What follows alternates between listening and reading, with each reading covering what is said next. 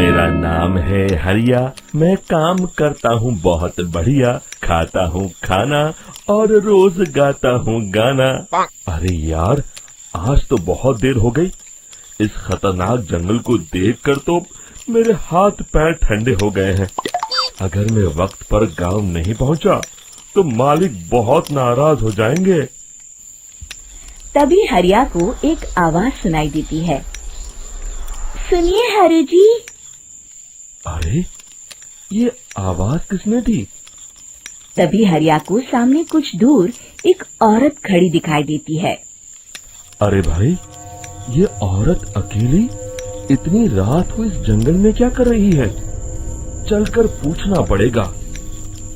फिर हरिया अपनी बैलगाड़ी उस औरत के सामने लाकर रोक देता है और उससे पूछता है।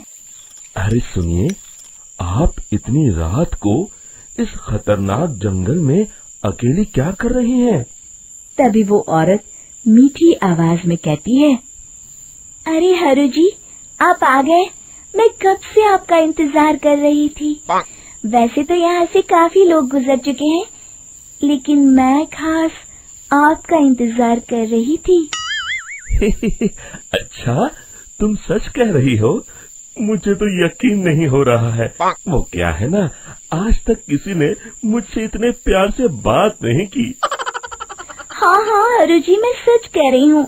अब देर मत करिए और जल्दी से मुझे मेरे घर तक छोड़ दीजिए। हाँ हाँ, कौन सी बड़ी बात है, अभी छोड़ देता हूँ। आप मेरे पीछे बैलगाड़ी में बैठ जाइए और मुझे रास्ता बताते चलिए। फिर वो औरत हरिया की बैलगाड़ी में बैठ जाती है और हरिया बैलगाड़ी हाँकता हुआ आगे चल पड़ता है। फिर उस औरत के बताए हुए रास्ते पर चलते चलते हरिया बैलगाड़ी लेकर एक काली गुफा के आगे आकर रुक जाता है। हरिया उस औरत से पूछता है, हाँ देवी जी, आपका घर कहाँ है? यहाँ तो एक गुफा के अलावा और कुछ नहीं है। तभी अचानक वो औरत हवा में उड़ने लगती है। देखते ही देखते उसका सुंदर रूप एक डरावनी चुड़ैल में बदल जाता है और वो जोर जोर से हंसती है। अरे तू तो एक नंबर का बेवकूफ निकला। तू तो बड़ी आसानी से मेरी बातों में आ गया। अरे मर गया रे, ये तो एक चुड़ैल है। हे भगवान बचा ले, ये तो बड़ी डरावनी दिखाई दे रही है। और फिर अगले ही पल हरिया की बैलगाड़ी में रखा सारा सामान हवा में उड़ता हुआ उस काली गुफा के अंदर चला जाता है और वो चुड़ैल भी उस गुफा के अंदर जाकर कहीं गायब हो जाती है। हरिया ये नजारा देख बुरी तरह घबरा और परेशान हो जाता है। अरे, ये चुड़ैल तो मेरा सारा सामान लेकर गुफा में गायब हो गई। अब क्या होगा? अगर मैं गांव खाली हाथ गया तो मालिक मेरी अच्छी खबर लेंगे। मेरी इस बात का कोई यकीन भी नहीं करेगा। फिर आखिर वही हुआ। हरिया के मालिक चंपक सेठ को हरिया की किसी भी बात पर रत्ती भर भी यकीन नहीं हुआ। चंपक सेठ को लगा हरिया झूठ बोल रहा है और उसने ही लालच में आकर सारा सामान हड़प कर लिया है। फिर हरिया को बेईमान समझकर चंपक सेठ उसे काम से निकाल देता है। अगले दिन अपनी दुकान में परेशान बैठा चंपक सेठ गुस्से में बड़बड़ाता है। अरे, दुकान में तो सामान बिल्कुल भी नहीं है। अब मुझे ही शहर जाकर सामान लाना होगा। फिर वो अपनी बैलगाड़ी लेकर शहर चला जाता है। शहर से सामान लेकर जब चंपक सेठ वापस गांव लौट रहा होता है, तभी उसे एक आवाज सुनाई देती है। चंपक जी, ओ चंपक जी। अरे, ये तो कोई मेरा नाम लेकर मुझे पुकार रहा है। फिर उस रास्ते में वही औरत खड़ी दिखाई देती है। फिर क्या था, हरिया की तरह चंपक सेठ भी उस औरत के पास अपनी बैलगाड़ी लेकर जाता है और वो भी उसकी चिकनी चुपड़ी बातों के मुंह जाल में फंस जाता है।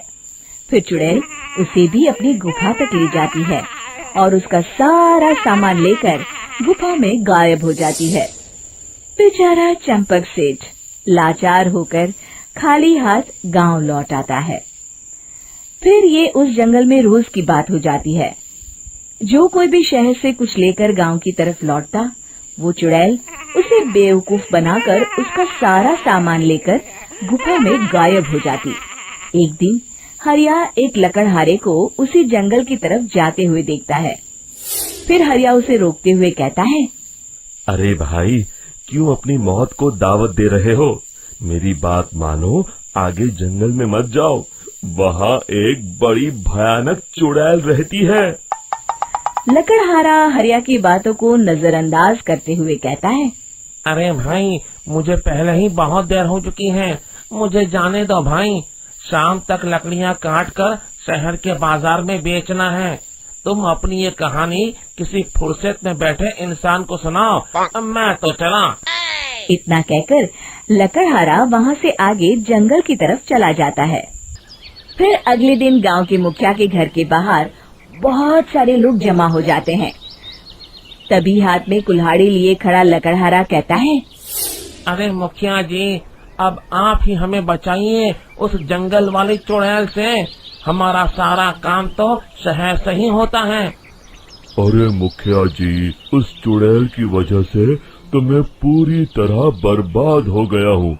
हम सबको मिलकर उस चुड़ैल का कोई इलाज करना पड़ेगा। तभी भीड़ में खड़ा वीरा कहता है, आप लोग चिंता मत करिए, कल से वो चुड़ैल किसी को नहीं लूट पाएगी। मेरे पास एक बहुत अच्छी तरकीब है। तभी चंपक सेठ उसका मजाक उड़ाते हुए कहता है, अरे तेरा नाम वीरा है तो क्या हुआ? तूने अभी उस चुड़ैल को देखा नहीं है?